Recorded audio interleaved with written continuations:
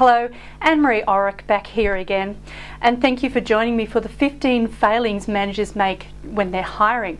Now, we've reached the phase of screening, and the next couple of failures are around what managers do when they're actually deciding who they're going to interview and shortlist. So the first one is failing to shortlist based on essential criteria over desirable criteria. So I'm sure there is a job description or a job advertisement of some type that you start off with that has essential criteria on it and then the desirables. However, when it actually comes to screening or even selecting a candidate, quite often there can be elements that interfere with the best way to screen. And what I mean by that is a thing we call cross-cultural screening or discrimination. Now, this is not racial discrimination, but it is a form of discrimination which I guess isn't legislated really in a way. So to give you an example of the kinds of discriminations that I'm talking about is, for example, when a perfectly good candidate has very good qualifications but may not be local qualifications or from a university that you are familiar with or an educational institution that you are familiar with.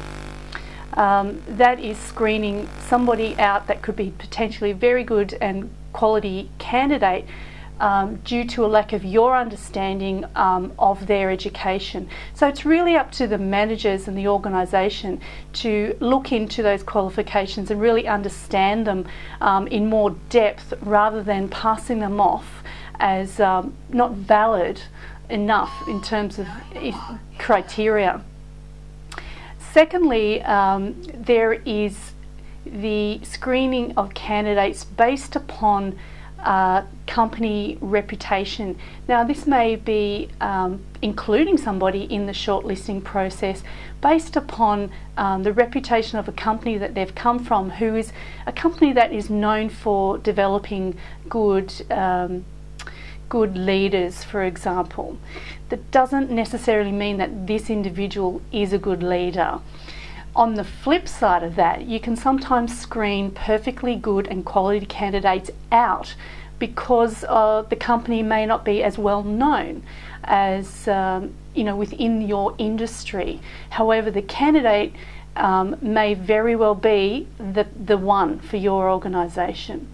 So there are examples of not really getting clear on the essentials over the desirables.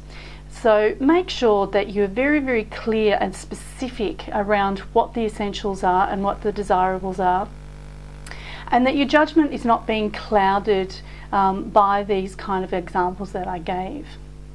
Next up, we're looking at another screening failure. Stay tuned and we'll be with you soon. Bye for now.